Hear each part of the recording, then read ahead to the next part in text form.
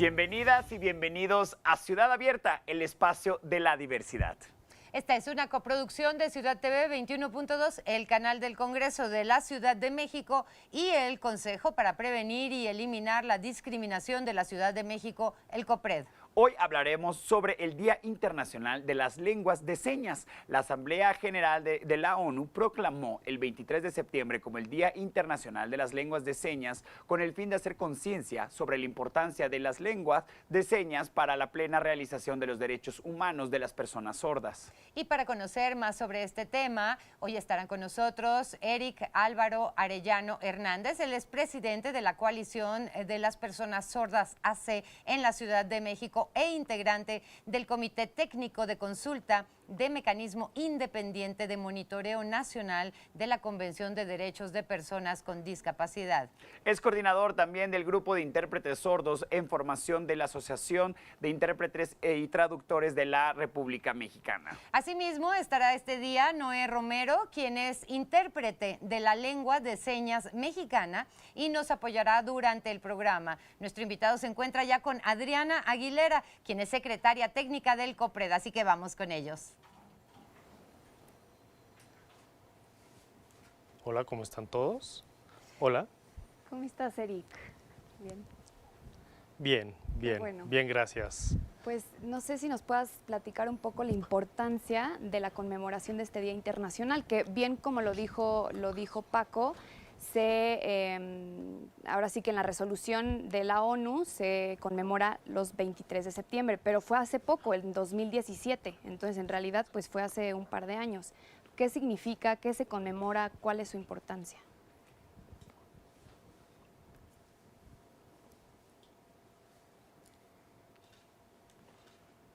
El objetivo principal y la importancia que tiene es sobre todo romper estas barreras de acceso a la comunicación en distintos espacios, porque las personas sordas se nos presenta esta dificultad de acceso a la comunicación, sobre todo porque no escuchamos. Y lo que se busca es que nosotros tengamos acceso a la información por medio de nuestra lengua, de la lengua de señas, y pudiéramos comunicarnos, pues, así como los oyentes se comunican hablando, nosotros utilizar nuestra lengua para comunicarnos. También es importante para visibilizar a la comunidad y el reconocimiento del idioma de nuestra comunidad, la lengua de señas. Claro. Y es lengua de señas mexicana, porque muchas veces inclusive a mí me preguntan, ¿por qué? O sea, ¿lengua o lenguaje? No, es lengua. ¿Nos puedes decir un poco la diferencia entre, o sea, por qué es una lengua de señas mexicana?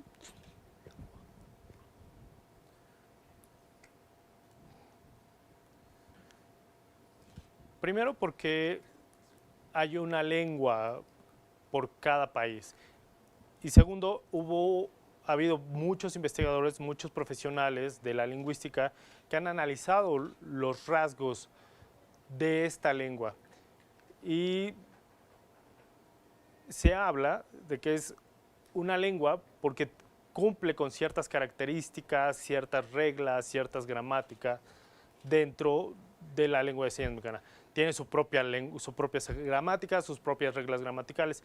Y todas estas investigaciones han reconocido a las lenguas de señas como lenguas, que son lenguas equiparables a cualquier otro idioma. Claro. Por eso no son lenguajes, sino más bien lenguas de señas. Claro, creo que eso es muy importante porque, bueno, el público que el día de hoy nos está viendo y escuchando, pues muchas veces como que no conocen como ese alcance y el significado de lo que es la lengua de señas mexicana y cualquier otras lenguas de señas en otras regiones o en otros países.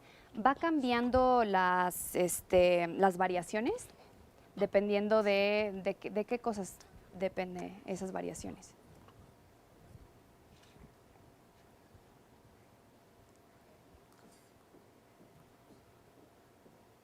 Lo que sucede es que hay una lengua de señas por cada país. Es muy parecido a lo que sucede con las lenguas orales. Aquí en México tenemos la lengua de señas mexicana, en Estados Unidos tenemos el American Sign Language, tenemos distintas lenguas por cada país. Cada país tiene su propia lengua de señas. Claro. Y es muy importante, como dice Eric, o sea, la lengua de señas tiene su propio léxico, tiene ciertos conceptos y gramática como cualquier otro idioma, ¿no? Creo que es algo muy importante que se tiene que destacar. ¿Y cómo es correcto referirse a quienes utilizan la lengua de señas?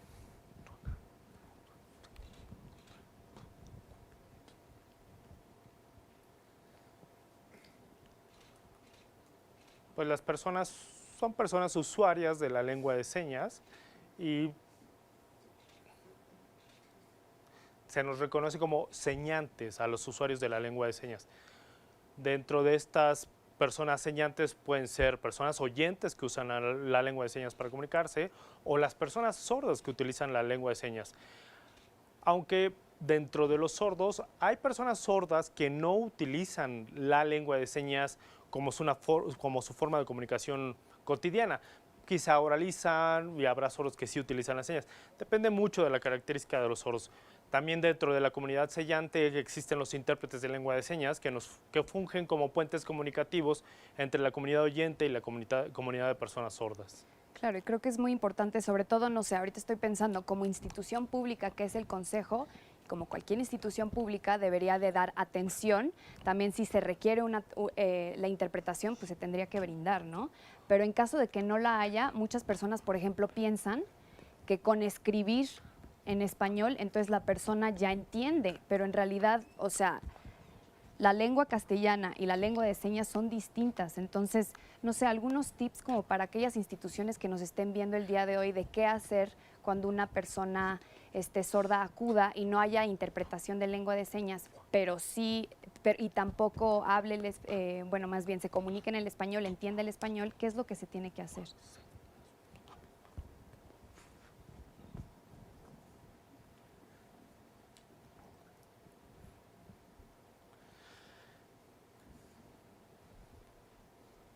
En el contexto mexicano, creo que primero que nada tendríamos que entender cómo ha sido el movimiento social, cómo han sido los movimientos asociativos en pro de los derechos de las personas sordas. Y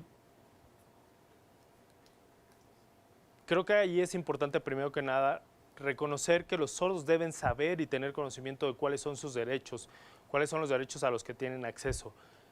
Y además visibilizar cuáles son las necesidades ante las instancias de gobierno, para que las personas oyentes entiendan este tipo de necesidades, sobre todo hablando de derechos lingüísticos, que me parece que es uno de los temas más relevantes.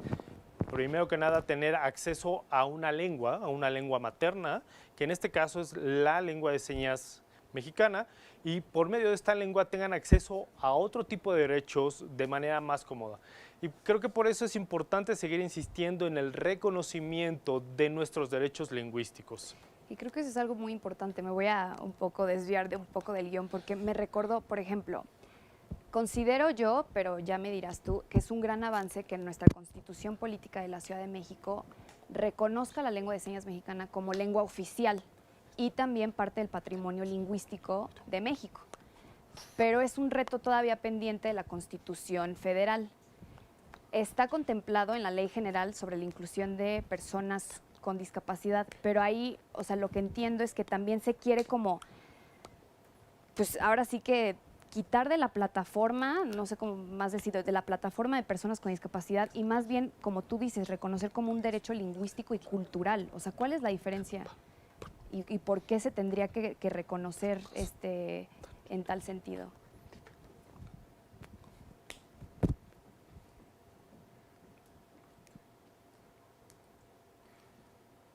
Porque, bueno, para empezar hay varias perspectivas, varios enfoques. Pasa algo muy similar como lo que sucede con las comunidades indígenas. Las comunidades indígenas, al ser reconocidas desde los derechos lingüísticos, han logrado acceso a distintos servicios. Y nosotros nos quedamos pensando, nosotros las personas sordas también tenemos un idioma distinto, tenemos la lengua de señas mexicana, que es un idioma distinto y debería de estar reconocido dentro de los derechos lingüísticos, más allá de cómo se ha reconocido en otros enfoques como una especie de mímica, una especie de método, no como una lengua. creo que si obtuviéramos el reconocimiento legal como un derecho lingüístico, sería distinta la mirada. Sí, efectivamente, estamos reconocidos dentro de la Ley General para las Personas con Discapacidad a nivel federal, pero creo que también habría que pensar que ¿por qué no ser reconocido desde el ámbito lingüístico en la Constitución Federal? Creo que eso sería importante para que el gobierno conociera y reconociera cada una de las aptitudes y características de las personas sordas y también recibir capacitación en torno a los derechos que tenemos las personas sociales.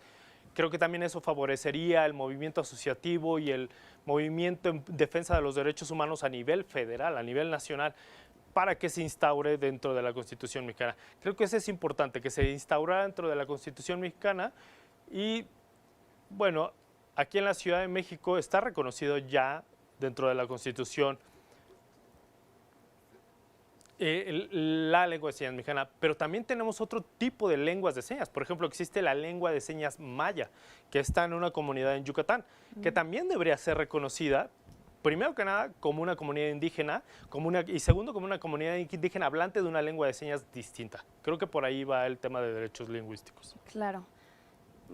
Se me hace muy, muy, muy interesante, Eric, pero ya se nos acabó. Vamos a ir a un breve corte, pero al regresar vamos a seguir con este tema y te voy a seguir preguntando muchas, muchas cosas.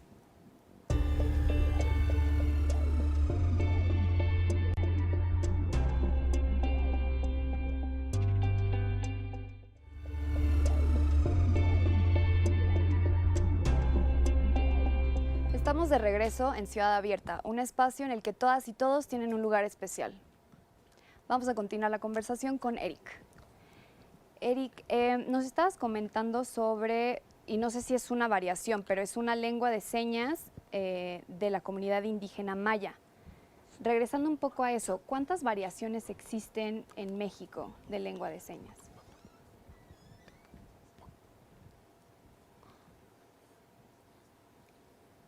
Investigadas, lengua de señas aquí en México, oficialmente tenemos solamente la lengua de señas mexicana, la lengua de señas maya de Yucatán, y no hay más registros de investigación de otras lenguas. Sobre todo, no hay documentación al respecto, y eso es lo que hace falta para darle conocimiento, para que conozcamos y documentadas 2 lenguas.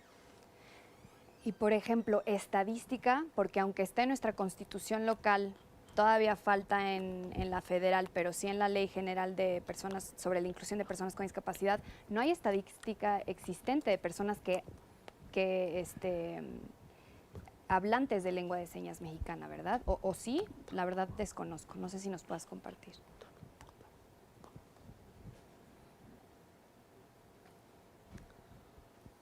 Una estadística de usuarios de lengua de señas mexicana real en México no hay, no existe. Yo creo que es un gran número de personas señantes, porque no son solamente las personas sordas las que están utilizando las señas, también lo utilizan los intérpretes, los padres de familia oyentes que tienen hijos sordos, también algunas personas que por interés propio han aprendido de lengua de señas. Creo que es una gran comunidad de los que somos usuarios de la lengua de señas mexicana. Claro. ¿Pero tú crees que debería de haber una estadística? Una estadística oficial, pues. Sí, yo creo que es necesario. No sé si conozcas, por ejemplo, el INEGI, ¿no? El INEGI podría ahí instaurar algún reactivo, alguna pregunta de los usuarios de las lenguas, por ejemplo, de náhuatl, maya, y eso podría aprovecharse, y me parece que sería muy importante que el INEGI tuviera contabilizado cuántas personas son hablantes, y eso es bastante importante. Sí, definitivamente. De hecho, esperando que algún compañero o compañera del INEGI nos esté pues viendo y escuchando, pues para que tengan en cuenta que esto es un tema pendiente, y si no, pues ya les mandamos la transmisión. Un poco ya nos fuimos a las generalidades, pero me gustaría que nos platicaras qué es la Coalición de Personas Sordas, por qué se creó, qué es lo que realizan, etcétera.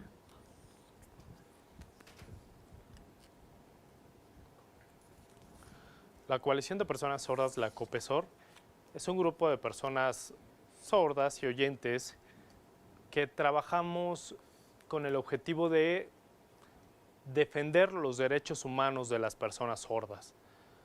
También tratamos de tener incidencia en políticas públicas al respecto de los derechos humanos de las personas sordas. Trabajamos de la mano también con personas con discapacidad y uno de los objetivos de la COPESOR es capacitar en el tema de la identidad lingüística de las personas sordas, ser modelo y difundir estos temas para que sean de conocimiento general. Y por ejemplo, ¿dan clases o cursos de lengua de señas para quienes quieran inscribirse, aprender?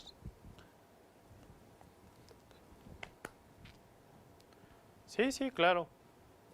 Dentro de la COPESOR damos cursos de lengua de señas mexicana y si alguien está interesado puede contactarnos al Facebook de COPESOR, COPESOR, y ahí les podemos dar más información. Ahí también compartimos información sobre la lengua de señas mexicana. Perfecto. Entonces, COPESOR nada más, buscan en Google copesor.com o algo así y ya ahí vienen las demás instrucciones. Sí, estamos en Facebook, pueden buscarnos con el nombre de COPESOR y ahí estamos. Sí, Facebook, perdón. Y, por ejemplo, porque hay señas que todavía no existen, pues, ¿cómo le hacen para constituir una nueva seña?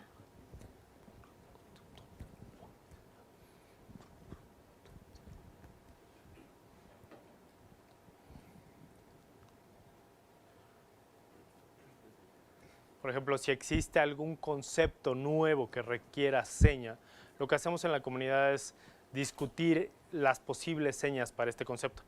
Es un tema que toma tiempo. Estos neologismos, crear neologismos, requiere que la mayor parte de la comunidad estemos de acuerdo y lograr un consenso entre todos es complicado. De repente empiezan a hacer una seña, una propuesta de seña en un lugar, otra en otra, y se va socializando y se decide una única seña para este concepto. Okay. Pero hay como asambleas en donde se definen y se juntan de varias partes de México para discutirlo o cómo funciona.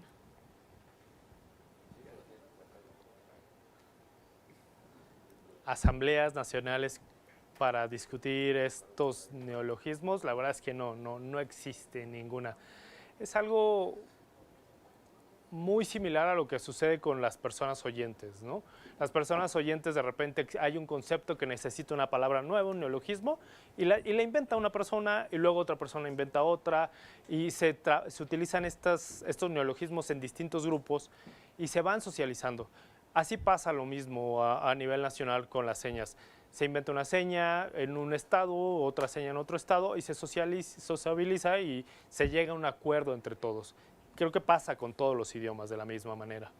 Claro, sí, me imagino que es bastante complejo, pero la verdad es que muy interesante.